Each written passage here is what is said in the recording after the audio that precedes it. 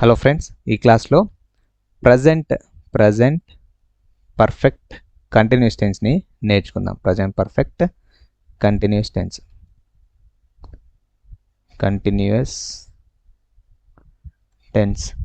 దీన్ని present perfect progress tense అని కూడా చెప్తాం. ప్రజెంట్ పర్ఫెక్ట్ ప్రోగ్రెస్ టెన్స్ అని కూడా చెప్తాం. సో ఈ టెన్స్ గురించి మనకు టెక్స్ట్ బుక్లో ఎక్కడ కూడా లేదండి. సో అయినప్పటికీ ఎగ్జామ్ పాయింట్ ఆఫ్ వ్యూలో అడిగితే మనం ఆన్సర్ చేయాలి కాబట్టి ఇక్కడ మనం డిస్కస్ చేస్తున్నాం. సో ప్రజెంట్ పర్ఫెక్ట్ టెన్స్ ఎప్పుడు యూజ్ చేస్తాం? ప్రజెంట్ పర్ఫెక్ట్ కంటిన్యూస్ టెన్స్ని ఎప్పుడు యూజ్ చేస్తాం? సో గుర్తుపెట్టుకోండి, ఒక యాక్షన్ పాస్ట్లో ప్రారంభమైంది, అదేవిధంగా ప్రజెంట్లో ఆ యాక్షన్ జరుగుతుంది.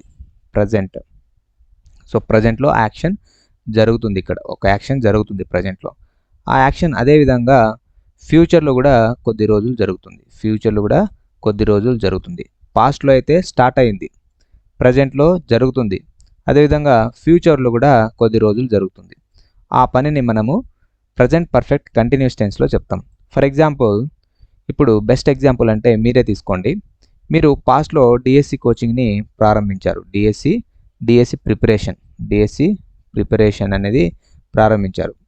ఓకేనా? డిఎస్సి ప్రిపరేషన్ ప్రారంభించారు. అదేవిధంగా ప్రస్తుతం జరుగుతుంది, ఫ్యూచర్లో కూడా కొద్ది రోజులు జరుగుతుంది, అప్ టు డిఎస్సి నోటిఫికేషన్, అంటే up to DSC exam.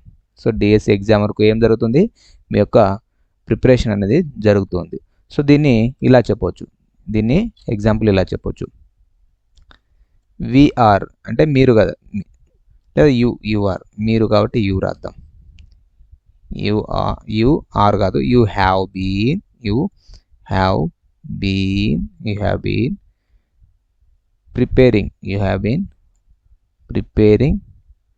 for DSC since 2022 అని చెప్తాను. 2022 నుంచి ఇంకా 2024 ఇప్పటికీ మీరు డిఎస్సి ప్రిపేర్ అవుతూనే ఉన్నారు. సో గతంలో 2022లో స్టార్ట్ చేశారు, 2022 నుంచి ఇప్పటికీ ప్రిపేర్ అవుతున్నారు అని దీని మీనింగ్. అంటే ప్రిపరేషన్ అని జరుగుతూ ఉంది అనేది దీని యొక్క అర్థం. సో కొంతమంది ఇట్లా చెప్తారు, you are preparing for DSC from 2022. ఇది కరెక్టా అంటే ఇది రాంగ్.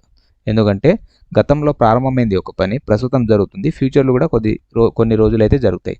అప్పుడు ఆ పనిని మనము ప్రజెంట్ పర్ఫెక్ట్ కంటిన్యూస్ టెన్స్లో చెప్పాలి. కానీ ఇక్కడ చూడండి, యు ఆర్ ప్రిపేరింగ్ అనేది ఏముంది? ఇది ప్రజెంట్ కంటిన్యూస్ టెన్స్లో ఉంది. సో ప్రజెంట్ కంటిన్యూస్ టెన్స్లో అలాంటి యాక్షన్ని ప్రజెంట్ కంటిన్యూస్ టెన్స్లో చెప్పకూడదు. సో కాబట్టి ఇది రాంగ్. సో ఇది రాంగ్ అనమాట. ఇట్లా చెప్తుంటారు, ఇది రాంగ్, ఇది కరెక్ట్. సో ఇట్లా చెప్పాలి, ప్రజెంట్ పర్ఫెక్ట్ కంటిన్యూస్ టెన్స్లో చెప్పాలి. సో దీని యొక్క స్ట్రక్చర్ని మీరు గమనిస్తే ఇక్కడ చూడండి, స్ట్రక్చర్ని చూస్తే హ్యాజ్ బీన్ అంటే ఇక్కడ సబ్జెక్ట్ అనేది ఉంటుందండి. ఓకేనా? సబ్జెక్ట్ అనేది ఉంటుంది. అదేవిధంగా లేదా హ్యావ్ బీన్ ప్లస్ V4. ఓకేనా? అంటే subject plus has been or have been plus V4 plus object అనేది దీని యొక్క స్ట్రక్చర్. మనం జస్ట్ వర్బ్ని తీసుకుంటున్నాం. సబ్జెక్ట్ ఆబ్జెక్ట్ కామన్గా ఉంటుంది కాబట్టి నేను జస్ట్ వర్బ్ని మీకు నేర్పిస్తున్నాను అనమాట. సో ఇక్కడ ఇది యాక్టివ్ వాయిస్. మరి ప్యాసివ్ వాయిస్లో ఉంటుందా అంటే ప్యాసివ్ వాయిస్లో దీనికి నో ప్యాసివ్ వాయిస్. అంటే ప్రజెంట్ పర్ఫెక్ట్ కంటిన్యూస్ టెన్స్కి ప్యాసివ్ వాయిస్ లేదు. అంటే పర్ఫెక్ట్ కంటిన్యూస్ టెన్స్కి ఏ టెన్స్లో కూడా ప్యాసివ్ వాయిస్ లేదండి. అంటే పర్ఫెక్ట్ కంటిన్యూస్ ఉంటుంది కదా, past perfect continuous, future perfect continuous, present perfect కంటిన్యూస్కి ప్యాసివ్ వాయిస్ ఉండదు. No passive. ఓకేనా? సో మనకు ఒకటి స్ట్రక్చర్ నేర్చుకో, has been plus have been plus V4, has been or have been. So has been అనేది సింగులర్కి చెప్తాం. హీ, షీ, ఇట్ ఏదైనా సింగులర్ ఏదైనా నేమ్, శ్రీరామ్, వీటికి మనము హ్యాస్ బీన్ అనేది రాయడం జరుగుతుంది. హ్యాస్ బీన్తో అగ్రీ చేస్తుంది అనమాట. So has been plus V4. అదేవిధంగా హ్యావ్ బీన్ ఎప్పుడు ప్లూరల్కి అనమాట. I, you, we, they, children, children అనేది ప్లూరల్ కదా, చిల్డ్రన్. ఇట్లా ప్లూరల్ ఏవైతే ఉన్నాయో వాటితో ఈ have been plus V4 have been plus V4 అనేది అగ్రీ చేస్తుంది. ఇక్కడ V4 అంటే ఏంటంటే ప్రజెంట్ పార్టిసిపుల్. ఓకేనా, V4ని ప్రజెంట్ పార్టిసిపుల్ అని అంటాం. ఓకేనా, దాని యొక్క పేరే ప్రజెంట్ పార్టిసిపుల్. ఓకే, V3 అంటే పాస్ట్ పార్టిసిపుల్, దాని యొక్క పేరే పాస్ట్ పార్టిసిపుల్. అర్థమైందా? సో ఈ విధంగా స్ట్రక్చర్ అయితే ఉంటుంది. దాన్ని ఏ సబ్జెక్ట్తో అగ్రీ చేస్తుంది అనేది ఇక్కడ ఇవ్వడం అయితే జరిగింది. నెక్స్ట్ కీవర్డ్స్ చూద్దాం. కీవర్డ్స్. ఈ కీవర్డ్స్ ఉంటే దానిని మీరు ప్రజెంట్ పర్ఫెక్ట్ కంటిన్యూస్ టెన్స్గా గుర్తించవచ్చు. For, since, long, how long, all day, all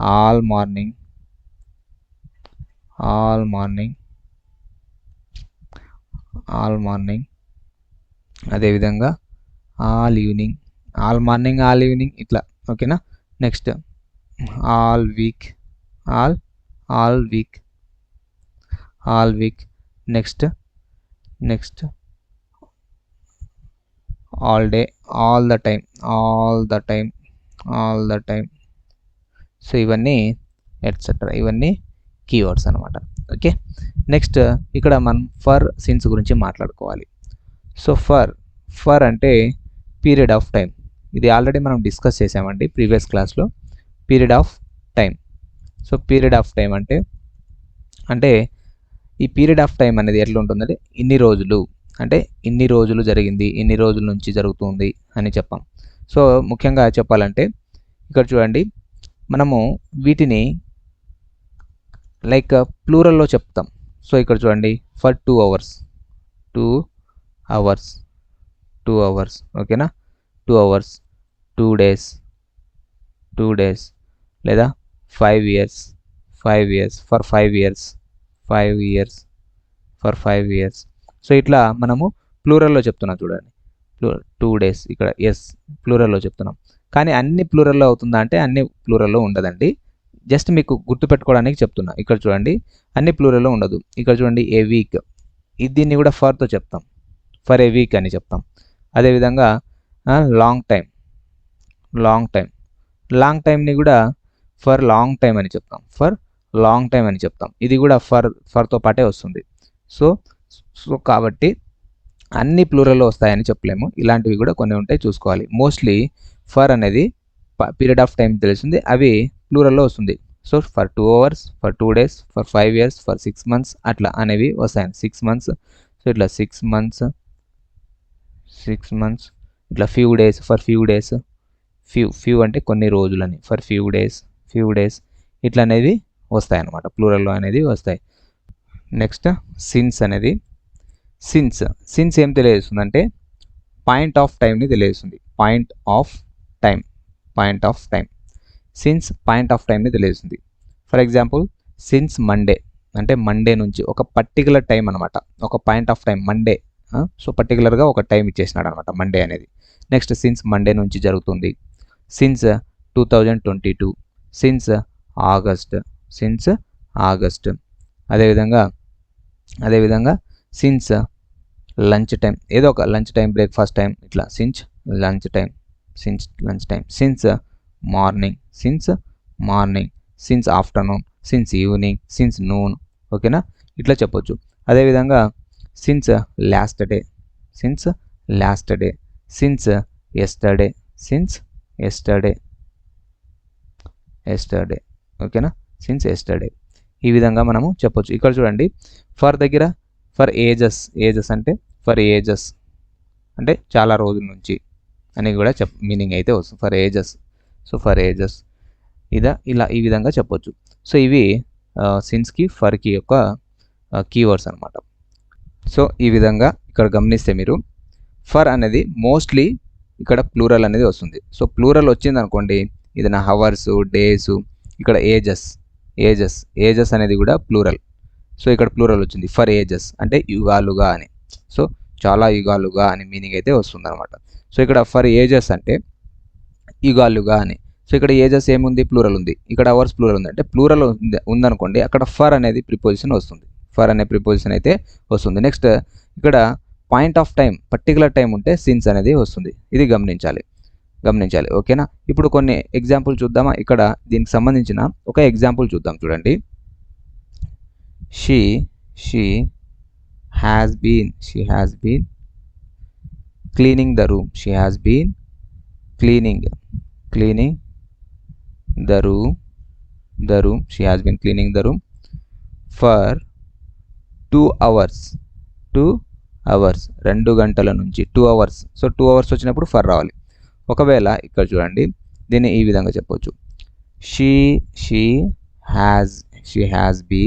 has been cleaning. So ఇక్కడ ఏం చెప్పాం మనము, పీరియడ్ ఆఫ్ టైం 2 hours అనేది పీరియడ్ ఆఫ్ టైం చెప్పాం. ఇప్పుడు she has been cleaning the room since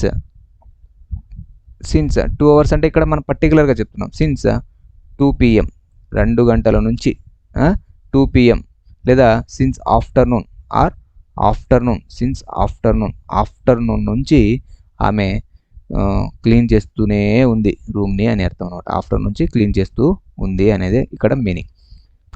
next దీని యొక్క యూసేజ్ చెప్పుకున్నాం కదా. సో పాస్ట్లో ప్రారంభమై ప్రస్తుతం జరుగుతూ ఫ్యూచర్లో కూడా కంటిన్యూ అయితే దాన్ని ప్రజెంట్ పర్ఫెక్ట్ కంటిన్యూస్ టెన్స్లో చెప్తాం. దాన్ని సింపుల్గా ఇలా చెప్పొచ్చు. This tense shows an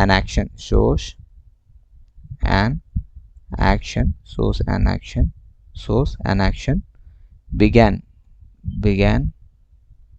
in the past and is still going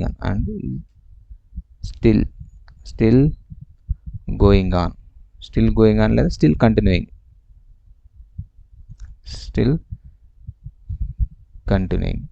ఒక పని పాస్ట్లో ప్రారంభమై ఇంకా ఇప్పుడు జరుగుతూ ఉంటే దాన్ని మనము ప్రజెంట్ పర్ఫెక్ట్ కంటిన్యూస్ టెన్స్లో చెప్తాం. సో ఫర్ ఎగ్జాంపుల్ చూడండి. Reya has been, Reya singular కాబట్టి హ్యాస్ బీన్ రాయాలి. Has been talking all the day, రోజు మొత్తం మాట్లాడుతూనే ఉంది అని చెప్తుంటాం కదా. రోజు మొత్తం వాగుతూనే ఉన్నాడు రా, రోజు మొత్తం మాట్లాడుతూనే ఉందిరా అని చెప్తాం కదా. సో ఆల్ ద డే లేదా ఆల్ ద టైమ్ అని చెప్పొచ్చు. Next the baby has been crying. The baby has been crying all the time, ప్రతిసారి ఏడుస్తూనే ఉంది. ఆల్ ద టైమ్ క్రయింగ్, ఏడుస్తూనే ఉంది. సో ఇక్కడ సిన్స్ కానీ ఫర్ కూడా రాయొచ్చు. ఫర్ 3 hours 3 గంటల నుంచి ఏడుస్తూనే ఉంది. లేదా సిన్స్ మార్నింగ్ నుంచి ఏడుస్తూనే ఉంది. ఇట్లా మనము రాయొచ్చు అనమాట. For since all the time వచ్చినప్పుడు ఇక్కడ చూడండి హ్యాస్ బీన్ ప్లస్ V4 వచ్చింది. అప్పుడు మనం ప్రజెంట్ పర్ఫెక్ట్ కంటిన్యూస్ టెన్స్గా గుర్తించాలి. ఓకేనా. నెక్స్ట్ ఇక్కడ చూడండి. నెక్స్ట్ ఇంకో example.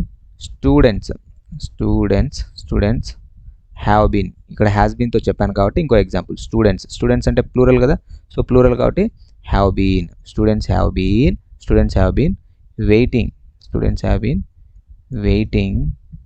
Waiting for their teacher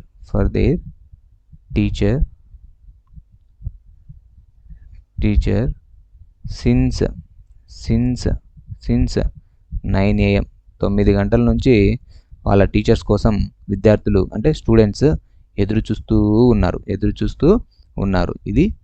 ఇవి ఎగ్జాంపుల్స్ అనమాట. గతంలో ప్రారంభమై ప్రస్తుతం జరుగుతూ ఉన్న పనులు తెలియజేయడానికి మనము ఏం టెన్స్ని యూజ్ చేయడం జరుగుతుంది, ప్రజెంట్ పర్ఫెక్ట్ కంటిన్యూస్ టెన్స్ని అయితే యూజ్ చేయడం జరుగుతుంది. నెక్స్ట్ ఇప్పుడు ఒక సెంటెన్స్ని ఎలా చేంజ్ చేయాలో చూద్దాం. ఫస్ట్ వన్ చూడండి, పాజిటివ్ నుంచి నెగిటివ్. సో దానికంటే ముందు ఇంకో ఇంపార్టెంట్ పాయింట్ చూడండి. ఇక చూడండి, I have I have knowing, I have knowing him, since, I have knowing him since 2022. ఇది కరెక్టా? ఇది రాంగ్. ఎందుకంటే నో అనేది స్టేటివ్ వర్బ్ ఐఎన్జీ ఫామ్లో రాయలేం. స్టేటివ్ వర్బ్ కాబట్టి ఐఎన్జీ ఫామ్లో మనము రాయలేం. సో కాబట్టి మనం ఏం రాయాలి? I have known him since 2022. ఇది కరెక్ట్. సో కాబట్టి మనము ఇలా స్టేటివ్ వర్బ్ని ప్రజెంట్ పర్ఫెక్ట్ కంటిన్యూస్ టెన్స్లో మనము రాయలేము. దేంట్లో రాయాలి? ప్రజెంట్ పర్ఫెక్ట్ టెన్స్లో మాత్రమే రాయాలి. I have known him since 2022. ఇది కరెక్ట్. అర్థమైందా? సో ఇప్పుడు సెంటెన్స్ని పాజిటివ్ నుంచి ఇంట్రాగేటివ్కి, తర్వాత నెగిటివ్ ఇంట్రాగేటివ్కి మార్చడం చూద్దాం. So first sentence positive sentence అనేది రాద్దాం. Positive sentence. So positive sentence example, it has been raining all the day, అంటే రోజు మొత్తం పడుతూనే ఉంది. లేదా సిన్స్ సండే నుంచి వర్షం పడుతూనే ఉంది. ఈరోజు ట్యూస్డే అనుకోండి, సండే నుంచి వర్షం పడుతూనే ఉంది అంటే 2 days నుంచి. అప్పుడు 2 days అన్నప్పుడు ఫర్ 2 days అని రాయాలి. సండే పర్టికులర్ టైం కాబట్టి సిన్స్ రాస్తున్నాం. ఓకేనా? It has been raining since Sunday. ఇప్పుడు దీన్ని మనం ఇంట్రాగేటివ్గా మారుద్దాం. ఇంట్రాగేటివ్ ప్రశ్న. So interrogative. సో దీన్ని ఎట్లా మార్చాలి? ఈ హ్యాజ్ అనేది ఇక్కడ స్టార్టింగ్లో రాయాలి, తర్వాత ఇట్ ఇక్కడ రాయాలి. So has it been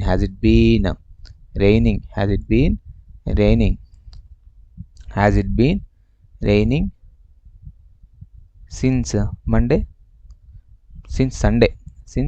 Sunday question mark.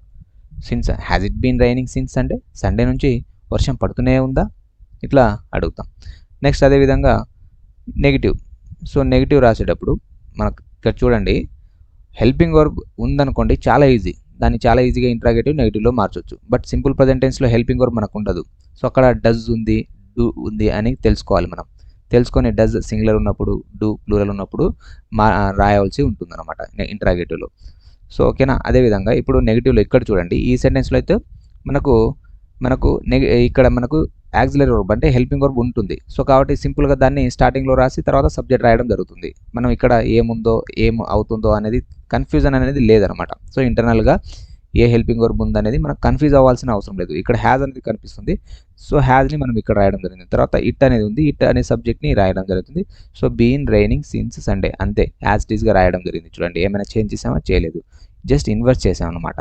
So ఇక్కడ మీరు గమనిస్తే దీన్ని నెగిటివ్లో మార్చేటప్పుడు ఇప్పుడు కూడా చాలా ఈజీ. సో నెగిటివ్లో మార్చినప్పుడు it has not. So helping verb తర్వాత మనం నాట్ని రాయవలసి ఉంటుంది. It has not been raining since Sunday. దీన్ని షార్ట్ ఫామ్లో రాయొచ్చు, హ్యాజంట్. చూడండి, short form hasn't. It hasn't been raining since Sunday నుంచి వర్షం పడుతూ లేదు అని. సో సండే నుంచి ఏం వర్షం పడుతూ లేదు అనేది మీనింగ్ అయితే వస్తుందన్నమాట. సో నెక్స్ట్ ఇక్కడ చూడండి, దీన్ని ఇంట్రాగేటివ్లో మార్చినప్పుడు ఈ హ్యాజ్ ఇక్కడ ఉంది కదా. సో దీన్ని ఈ హ్యాజ్ని స్టార్టింగ్లో రాసేస్తాం. హ్యాజ్ ఇట్, అప్పుడు నాట్ రాయాలి. Has it not been raining has it not been raining since Sunday question mark. తర్వాత ఇప్పుడు దీన్ని షార్ట్ ఫామ్లో రాయాలనుకుంటే ఈ హ్యాజంట్ ఉంది కదా, దీన్ని స్టార్టింగ్లో ఇట్లా రాసిస్తాం. Hasn't it been raining since Sunday అర్థమైందా? ఈ విధంగా మనము పాజిటివ్ నుంచి ఇంట్రాగేటివ్ మరియు నెగిటివ్లో మార్చడం అయితే జరుగుతుంది. నెక్స్ట్ ఇప్పుడు హ్యాజ్ సింగులర్ సబ్జెక్ట్తో చూసినా ప్లూరల్తో చూద్దాం. ఐ హ్యావ్ బీన్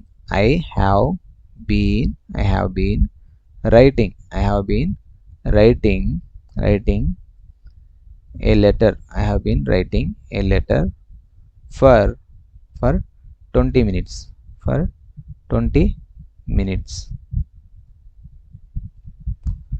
20 మినిట్స్ నుంచి నేను లెటర్ రాస్తూ ఉన్నాను. సో దీన్ని ఇంట్రాగేటివ్లో మార్చినప్పుడు ఈ హ్యావ్ ఇక్కడ వస్తుంది, సబ్జెక్ట్ ఇక్కడికి వెళ్తుంది. హ్యావ్ ఐ బీన్ రైటింగ్, ఇంకా యాజ్ ఇట్ ఈజ్ రాసేయచ్చు అక్కడ ఉన్నవి. ఓకేనా, హ్యావ్ ఐ బీన్ రైటింగ్ ఏ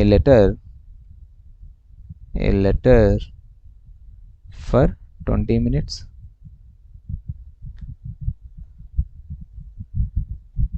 ఓకేనా, హ్యావ్ ఐ బీన్ రైటింగ్, ఇక్కడ ఏ బదులు ఎనీ రాసినా కూడా కరెక్ట్ అవుతుంది. Have I been writing any letter for 20 minutes, ఏదైనా లెటర్ నేను 20 మినిట్స్ నుంచి రాస్తున్నానా అని.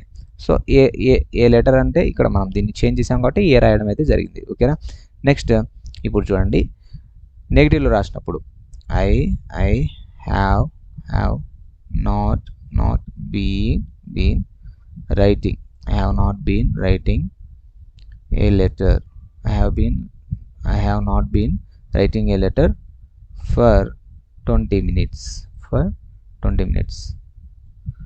దీన్ని ఇంట్రాగేటివ్లో మార్చినప్పుడు ఇది నెగిటివ్ అండి, నెగిటివ్.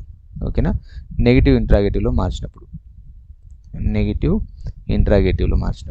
మీరు కూడా ఇలాంటి ఎగ్జాంపుల్స్ తీసుకొని ప్రాక్టీస్ చేయాలి. నెగిటివ్ ఇంట్రాగేటివ్లో మార్చినప్పుడు హ్యావ్ I not been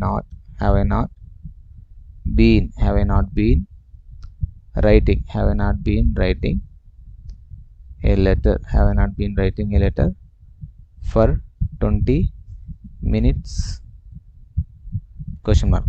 ఇప్పుడు దీన్ని హ్యావెంట్ అని రాయొచ్చు. ఇక్కడ చూడండి, దీన్ని short form haven't, contracted form అని కూడా అంటాం. సో ఇక్కడ షార్ట్ ఫామ్ రాయొచ్చు haven't. So haven't I been writing a letter for 20 minutes question mark. ఈ విధంగా అయితే చేంజ్ చేయడం జరుగుతుంది. నెక్స్ట్ ఇక్కడ ఒక ఇంపార్టెంట్ పాయింట్ అండి. So important point, present perfect continuous టెన్స్లో వెన్ అనేది యూజ్ చేయమండి, సిన్స్ వెన్ అనేది యూజ్ చేస్తాం. క్వశ్చనింగ్ సెంటెన్స్ ఉంటుంది కదా, ఇంట్రాగేటివ్ సెంటెన్స్లో వెన్తో మనం రాయము, సిన్స్ వెన్ అనేది రాయడం జరుగుతుంది. So in questions in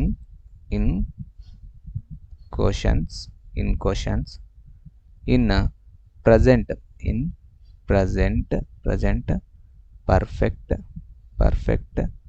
progressive tense, present perfect continuous అన్నా ప్రోగ్రెసివ్ టెన్స్ అన్నా ఒకటే. In questions in present perfect progressive tense, since when is used, instead of when బదులుగా, వెన్ అనే క్వశ్చనింగ్ వర్డ్ బదులుగా ఏం యూజ్ చేస్తాం, సిన్స్ వెన్ యూజ్ చేస్తాం. For example చూడండి, when has she been watching